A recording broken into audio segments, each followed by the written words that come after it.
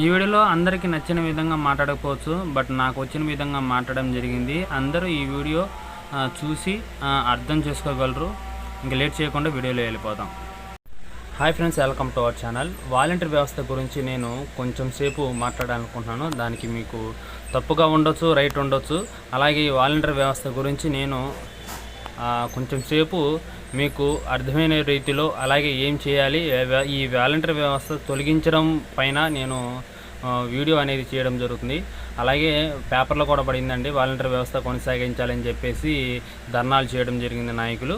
అందరికీ చాలా వరకు వాలంటీర్ అందరికీ హ్యాపీగానే ఉంటారు. బట్ ఇలాంటి వాలంటీర్ వ్యవస్థకు సంబంధించి ధర్నాలు అనేది రాష్ట్ర వ్యాప్తంగా పెద్ద ఎత్తున జరగాలి. ఎందుకంటే చూసుకున్న వాడే ఆశా వర్కర్ కానీ టీచర్లు కానీ వారికి ఏమైనా ఇబ్బంది అవుతే రాష్ట్ర వ్యాప్తంగా పెద్ద ఎత్తున ధర్నాలు చేసి వాళ్ళు సాధించుకుంటారు. బట్ వాలంటీర్ ఎవరైనా ఈ వాలంటీర్ వ్యవస్థకు సంబంధించి పెద్ద ఎత్తున జరుగుతున్న కానీ ఈ వాలంటీర్ వ్యవస్థ అనేది కొనసాగించడం జరుగుతుంది. అలాగే గత ప్రభుత్వంలో చూసుకుంటే గత ప్రభుత్వం తప్పు ఉందో ఈ ప్రభుత్వం తప్పు ఉందో నేను చెప్పట్లం లేదు.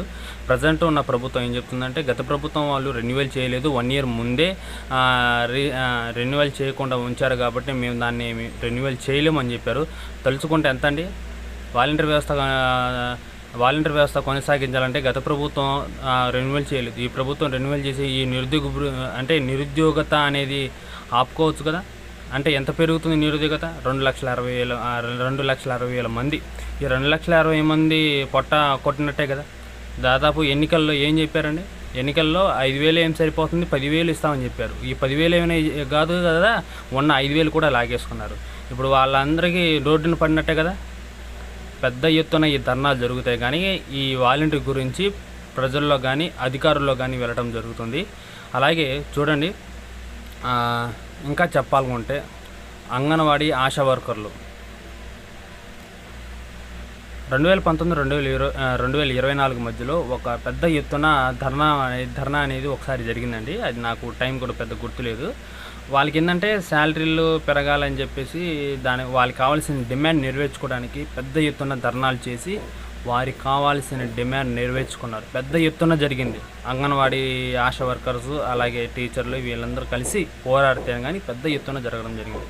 అలాగే మన వాలంటీర్ వ్యవస్థ కొనసాగించాలని చెప్పేసి రాష్ట్ర వ్యాప్తంగా పెద్ద ఎత్తున ధర్నాలు చేస్తున్నారని. ప్రజెంట్ అయితే వాలంటీర్ వ్యవస్థ కొనసాగించాలని చెప్పేసి విజయవాడలో ధర్నా జరిగింది. ఇలాంటి ధర్నాలు రాష్ట్ర వ్యాప్తంగా పెద్ద ఎత్తున జరుగుతాయి కానీ కూటమి ప్రభుత్వం ఆలోచించదు. అలాగే వాలంటీర్ వ్యవస్థ కొనసాగించాలని చెప్పేసి ప్రజల్లో కూడా పెద్ద డిమాండ్ కూడా ఉంది. అలాగే చూసుకుంటే ఆ వాలంటీర్ వ్యవస్థ మోసపోయారు అనే మాటకి మాత్రం ఖచ్చితంగా నిదర్శనం అండి. ఎందుకంటే వాళ్ళు చేసిన సేవలు చాలా అద్భుతం.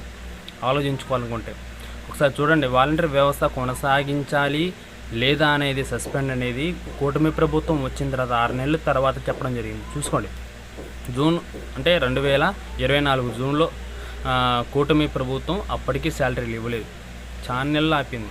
ఆ తర్వాత కొనసాగిస్తారు ఉంటుంది అని చెప్పేసి జూన్, జూలై, ఆగస్టు కూడా అయిపోయింది.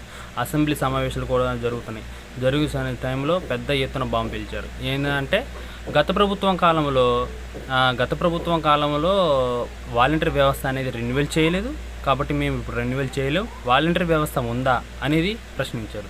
ఇప్పుడు చూసుకోండి, వాలంటీర్ వ్యవస్థ ఉందా లేదా అనేది, రెన్యువల్ చేశారా లేదా అనేది గత ప్రభుత్వం తప్పు చేసిందో మరి మీరైనా ఒప్పు చేస్తారో అది మాకు తెలియదు కానీ వాలంటీర్కి మాత్రం పెద్ద ఎత్తున దెబ్బ తగిలింది.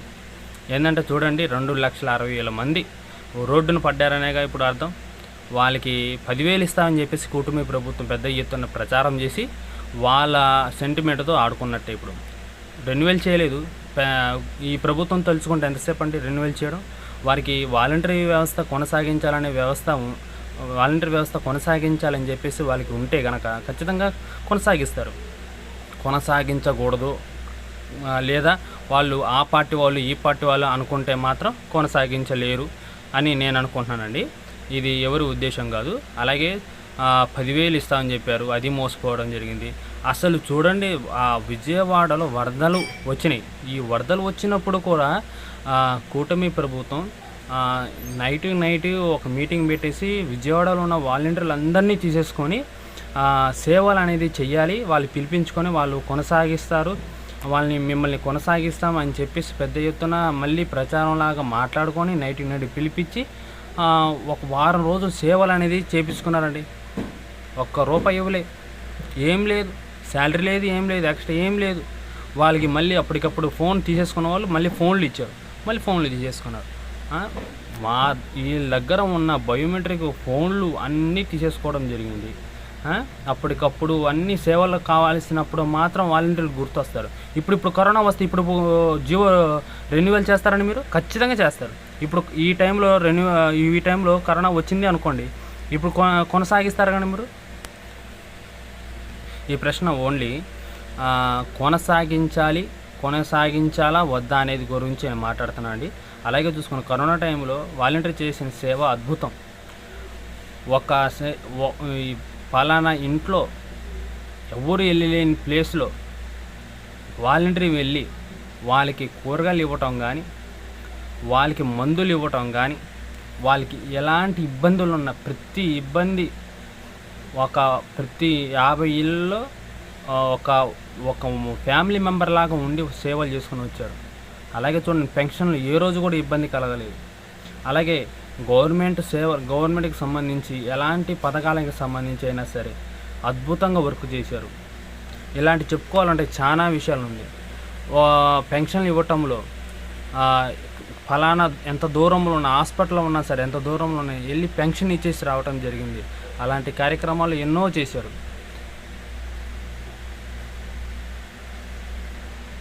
అయితే ఇప్పుడు నేను చెప్పేది ఏంటంటే, ఇలాంటి ధర్నాలు రాష్ట్ర వ్యాప్తంగా పెద్ద ఎత్తున జరగాలి. ఇప్పుడు గత ప్రభుత్వం తప్పు అంటున్నారు. గత ప్రభుత్వం తప్పు ఉంది లేదో అది విషయం వాలంటీర్కి తెలీదు. ప్రభుత్వం మారితే ప్రభుత్వం మారింది కాబట్టి అది రెన్యువల్ అయింది, రెన్యువల్ అవ్వలేదనేది బయటకు పడింది.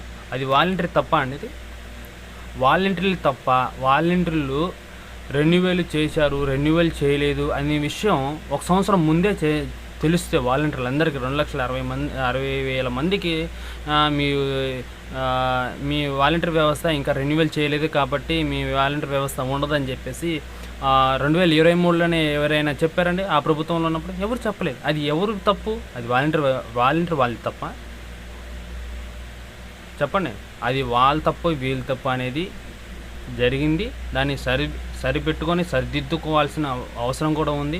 ఒకళ్ళు తప్పు చేశారని చెప్తే మీరు సరి చేసుకునే ఆప్షన్ కూడా మీ దగ్గర ఉంటుంది కాబట్టి నేను డైరెక్ట్గా చెప్తున్నానండి. పార్టీల గురించి నేనైతే మాట్లాడటం లేదు.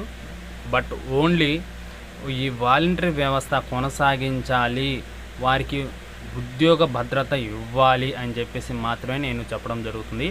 అలాగే ఉద్యోగ భద్రత ఇస్తామని చెప్పారు. నిరుద్యోగత అనేది పెరగకుండా చూసుకోవాలి. 5,000 నుంచి 10,000 ఇస్తామని చెప్పేసి ఎన్నికల్లో ప్రచారం చేశారు. లేకపోతే మళ్ళీ ఫ్రెష్గా వాలంటరీ వ్యవస్థని మళ్ళీ నోటిఫికేషన్ రిక్రూట్మెంట్ అనేది చేయండి. మీకు నచ్చిన విధంగా ఏదో ఒకటి చేయాలి కదా.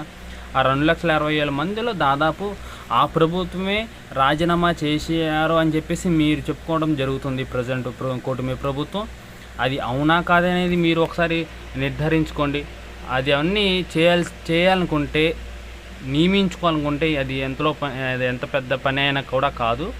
కాబట్టి ఒకటే చెప్తున్నానండి, వాలంటరీ వ్యవస్థ కొనసాగించాలి. అలాగే వాలంటీర్లు పెద్ద ఎత్తున రాష్ట్ర వ్యాప్తంగా ధర్నాలు అనేది చేయడం చాలా ఉత్తమమైన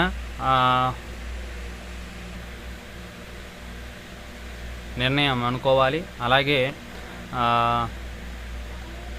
వాలంటీర్లకి యూనియన్ లేకపోతే ఏమి సాధించలేమండి. కాబట్టి వాలంటీర్లకి యూనియన్ ఖచ్చితంగా ఉండాలి. అంతే అండి ఈ వీడియో. వాలంటీర్లకు సంబంధించి ఎలాంటి అప్డేట్, అలాగే వాలంటీర్కి సంబంధించి ఏమైనా ఇన్ఫర్మేషన్ కావాలంటే కింద కామెంట్ సెక్షన్లో తెలియజేయండి. ప్రతి ఒక్క కామెంట్కి రిప్లై ఇవ్వడం జరుగుతుంది. Thank you for watching. నమస్కారం.